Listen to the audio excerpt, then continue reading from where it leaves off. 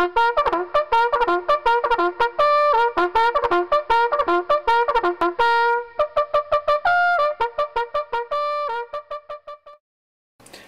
and welcome to the Electronic Eremite's Armory, where I look at the weapons you're going to need to win the war.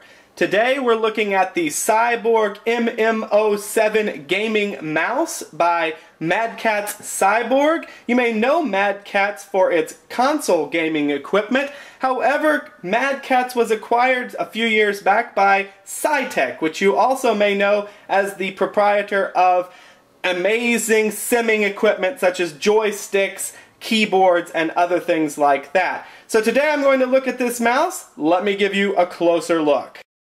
Here is the M.M.O 7 up close. As you noticed, it has a very unique shape.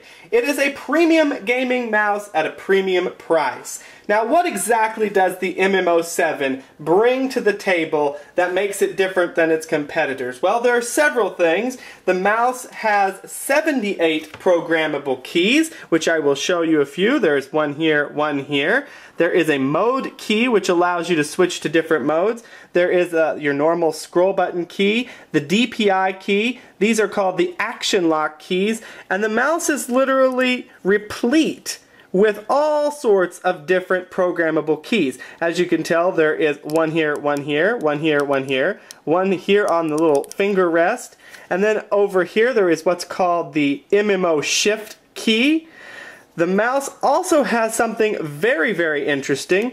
It's called the 5D key. It is basically a little joystick that goes up, down, left, right, but also can be pressed inwards for a total of 5 different actions that can be locked to that key.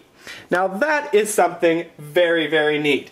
But this mouse is also neat for several other aspects, particularly its customability in how it shapes to your hand to be perfect for how you want it. First of all, the mouse has a fully adjustable finger arm or fully adjustable palm rest here, and it can be pushed in and out by a small little lever at the right there. So you can push this in and out like that. It can also be exchanged. The mouse comes with a nice box. Let me push the mouse over so you can see what it comes with. A nice box here, which I will open up, and it has several other peripherals. There's a palm rest that is higher, if you enjoy a higher palm rest, that can be switched out. It also has a rubberized palm rest here, if you like that. Another thing that makes this mouse unique is the side here can also be taken off. This is the pinky rest or the pinky grip. I like particularly this one. It allows you to rest your pinky and your end fingers here so that they don't drag across your mouse pad. However, if you don't like that and you want a more traditional shape so that you can grab it, you can switch it out with this, which is a slick one. Or if you like the rubberized base, you may switch it out with the rubberized pinky rest there as well. Now you're saying, well, how do you take this on and off? How do you not, you're going to have a screwdriver? No. The Cyborg people thought of that, and just like the other older rat mouses, this comes with its own little hex tool in which you could put here to use to unscrew this. Also, this pinky side here can go front and backwards. You can move it this way and that by adjusting right here. I'm not going to do that because I've finally gotten it to a place where I like, and so I don't want to mess that up. So you can literally customize this thing to the shape of your hand. Now, there was one tiny change from the rat mouses. It used to be that you could swivel this part in and out. You can no longer do that with the hex tool. However, it has been said that you can use a Phillips head screwdriver to go in there and change that. Now, that is not supported. So maybe you want to decide if you want to do that or not. What is really interesting about this mouse is the build quality. And I think it's a 6400 DPI laser mouse, and I think everyone will be very pleased when it comes to the build quality. You have an aluminum base here. It's fairly light, although it's heavier than some mouses. This is, to me, a really neat aspect in that I feel like it's got quality. I feel like it's not going to break if I squeeze it too hard or even if I were to drop it. The optical The laser sensor here is extremely sensitive. I will say one thing that's just a minor niggle. This thing here it does happen to pick up dust if you move it back and forth, or if you have, say, a cat like I do. It can catch cat hairs, and you need to be very careful with that, because if any little thing gets in front of that laser sensor, it will cause things to be wonky. It is extremely sensitive. Here you can see I've put 3 weights. It comes with, the M.M.O comes with several weights, and what's really neat, it comes with a little canister here that you can store the ones. It comes with 5 weights, so you can change the feeling of the mouse. Some people like a heavier mouse to drag around, other people like a lighter mouse. Now I will say one thing, the mouse itself without hardly any weights is still a little bit heavier than most, particularly if you're coming from the Razer brand mice, the Razer Naga. It's a very light mouse. The M.M.O 7 is not a light mouse. It is a bit, it's not quite as heavy as, say, your Logitech G700, but it is a decently weighted mouse.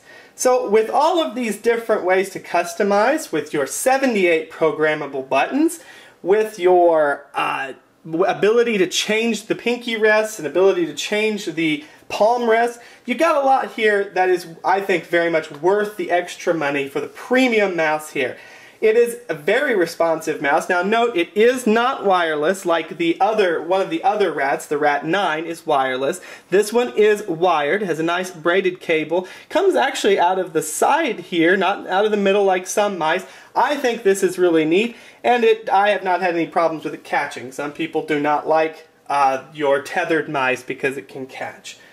Now, what do I think about the buttons, the programmable buttons? I have used the Razer Naga, and it has a keypad versus, say, this 5D button. Well, the 5D button is really neat. For me, it is much more intuitive than your keypad that the Razer Naga has. It is a little bit different in the way it's programmed. The Razer Naga basically acted like your regular keyboard keypad. This has a proprietary program, which I will show you in a minute here, that is used to program the 5D button. But for me, it is much more intuitive, the up, down, left, right. I have gotten the pleasure of using this mouse on the Diablo 3 beta, as well as the Guild Wars 2 beta, and it just flowed perfectly. When I wanted to use an ability, I could push upwards on my 5D button. When I wanted to use another ability, I could push back, left, right. I could do whatever I wanted to. These 2 buttons were nice for switching up. If you wanted, when your finger will hit here, your thumb will hit here, so you can go back and forward like that. I haven't actually found a use for the scroll wheel here, but I'm sure there'll be something, and other people who really like a bunch of macros will be able to use that. You could use this for like inventory scrolling or other things like that, perhaps even changing in an FPS. Now, obviously, it's called the M.M.O 7, so this game is being marketed to your heavy M.M.O players, although I think anyone who enjoys a good RPG, anything where you're going to need a lot of different buttons, is going to really enjoy this mouse. Not going to need it. Obviously, it's a premium gaming mouse for a premium price, so it is very much a luxury mouse. Now, these action lock buttons are something that I think bear talking about. They're both good and bad. Some people have talked about hitting them accidentally. What they do, and I will show you here, is you will press it and it changes the color. By the way, there's some LEDs here. Changes the color. When you press again, it will also change the color again. Now that means that while that is blue, the computer is registering a constant click to my left mouse button. So I can switch that off. You can do it also for the right mouse button. Okay, you're thinking, what in the world would I use this for? Well, if, say, you were in a RPG game where the right mouse button allows you to, when you hold it, allows you to look around, you could simply action lock the right mouse button so that you could only moving the mouse would allow you to look around. You could also, for example, if you play Minecraft or something like that, and you just get so tired of holding down the left mouse button to use your pickaxe, you could, for example, action lock it so your pickaxe will just flail and you can walk around hitting things, or a sword, or whatever you want to do. They're neat. I have very little use for them in my own gaming experience, but it's kind of nice to have. Like I said, some people complain that they're easy to hit. I do not have that problem. The other thing over here is a mode button, which will change the different modes. You can have several different modes. So basically, you can have one mode where your buttons are mapped to one thing, click the other mode, and it will be mapped to a different thing. So you really can have an amazing amount of customization on the buttons and map them to all sorts of different macros. And I will be showing you that program in just a second here. The shift button over here acts as a shift button, so sometimes in your games, if you press shift and 1, or for example, it will do a different action than just the regular number 1 key.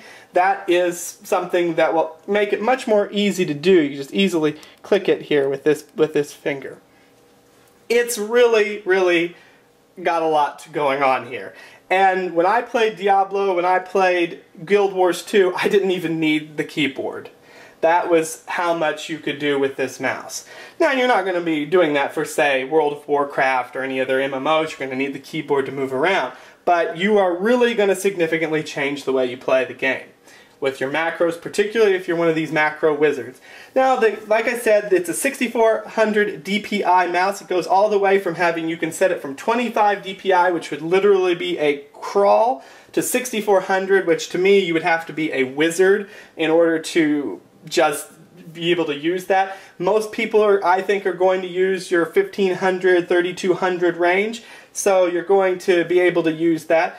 If you want, this is defaulted just like the other rat mouse line, that if you press this in, it will half the DPI. That's what they call as sort of your sniper mode here. So if you really want to lower the DPI quickly to be a sniper in an FPS, you can, on this mouse, change that to be another button if you wish. There's two sort of things that I don't necessarily enjoy. Here's the DPI changing, and it goes through. You can see that the light here is changing DPI. You can't go backwards. You have to cycle through. The other thing that is going to take you some time is getting this thing to feel right on your hand. It's a very flat mouse. Let me show you the profile again. It is a very flat mouse. It is not a more rounded. It does have nice places to put your thumb, and I like the pinky rest here. Some people will not like that. But it's going to take some time to feel comfortable. You'll mess with it for a week at least, and you'll be tweaking. I'm still tweaking it just a little bit. I've had it for quite some time now. I'm still tweaking it just a little bit in order to get it to feel comfortable.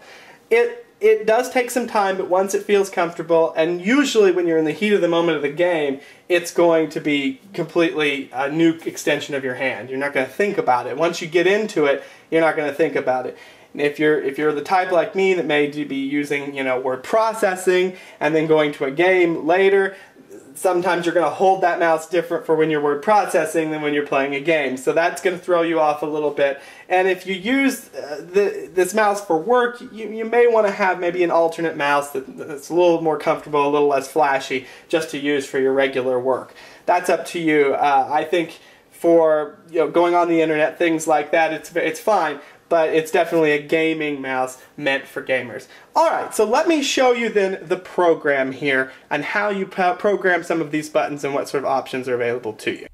Here's the programming utility here for the Cyborg M.M.O. As you can see, this is the front page. I'm going to click on Settings, and it'll show you different things here. You have a DPI settings where you can set the 4 different DPI levels that you want. Right now it's set for something like 1000. Then 1600, 3200, and the crazy 6400. You can decide if you want an X and Y different. That's also kind of neat. I would not use it myself, but that's something that some people will. Here's the precision aim. This is if you press and hold the middle, that 5D button in. Right now I've got it set that I want it at 50% of the DPI setting. I could change this to higher. You also have lighting, where you can change those lights on the end if you want to change them from red or orange to other colors. There's a whole group of colors you want. You can do each one. You can also change the action lock.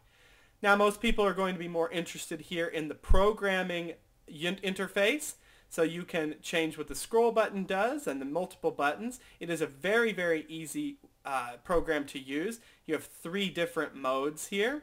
Let me just give you an example of how you might change this hat button, the nice 5D hat button. You click, you will then say what you want it to be. If I want it to be the number 2, I will then click this, and then I can title it what I want, say number 2. Now, if you really, really want to go crazy, you could have it be Shift 755, something like that. Or if you had other types of macros, you can fill those in. You can also change them to record, so you can click and do different things with it. These are very, very flexible. It also comes with a World of Warcraft tool in which you can use. I don't have World of Warcraft, so I'm not going to show you that, but it is a tool that you can download. You may also download different profiles that they have already given you. There are several. For example, there are packages. They already have Diablo 2. They have Minecraft. They have Mountain Blade. They have all sorts of different types that they already have made for you. These are downloadable from their website. All in all, a really neat utility and something that is very flexible. So now that you've seen that, like I said, there's the top and then the side. So now that you've seen that, let me give you my final impressions of the mouse. So what do I think of the Cyborg M.M.O 7? Well, I think that if you're a premium gamer who is not on a budget, that this is a wonderful gaming mouse. I very much enjoy my use of it. I think that you will take some time to learn, particularly if you're coming from just a regular mouse or coming from, some people will be coming from just the mice they get in a package with their computer. If you're coming from something like that, the extremely high DPI settings will be something you will need to learn, as well as getting your thumb to act in a way different than it has normally, which is to just grip the side of a mouse or maybe hit a back and forward button. I came from a Logitech G9 mouse, which I loved very, very much, but had no buttons on the side. The Logitech G9 is also a gaming mouse, so it took me some time to get used to the DPI settings. So the Cyborg was a little bit of an easier, I got acclimated to the Cyborg much easier because I was coming from a gaming mouse already. If you're not coming from a gaming mouse, it will be like night and day. But you will get used to it and you will see your precision on games increase because of that DPI. As far as the buttons, the programmable buttons, only you will be able to decide if you need that many, if you want that many. Some people may not have the hand shape or size. I think I have pretty average hand shape and size. I don't think I have particularly long fingers or large hands. So in this sense, it's not something that I can judge to tell you, oh, well, if you've got huge hands, it's going to seem like a tiny mouse. Actually, I believe it is quite a large mouse. I put it up against my Logitech G9 and it was relatively the same size, although you can make it much bigger with the customizations you can do with that. By pulling out the palm rest, you can make it a longer mouse or a shorter mouse. If you're coming from a Razer Naga, which I have used, it is going to be a much bigger mouse and a bit heavier mouse. If you're coming from a Logitech G700, which I have also used, it will be a much smaller and flatter mouse and a much lighter mouse. So it really depends on your preferences. In comparison to these other mice, I find the 5D hat button to be a much easier button to use on the fly when you're playing games. I like these two buttons here that are easy to hit with the top and back of your thumb. This button's a little harder to hit. It takes a good dedicated press, but that is not a huge problem. You also have these two buttons here, which are also very easy to hit. I like the configuration of the Cyborg M.M.O 7 much better than the Razer Naga with the keypad. Other people will enjoy the keypad and think that's much more intuitive. I think this takes much less time to learn than the keypad, which for me was difficult to learn. All in all, it is a mouse that if you have the budget for it, you will enjoy it. If you are an MMO player, it will be an amazing change to your MMO playing. If you're an RPG lover like me and you like games like Diablo 3, The Witcher, Guild Wars, this is also going to help your game. Now, if you're an FPS gamer, you might look into Cyborg's other Rat series, which is much more geared toward the FPS gamer. It does not have as many programmable buttons, but it has enough that you can feel comfortable. It is also very customizable. The build quality of the Cyborg M.M.O.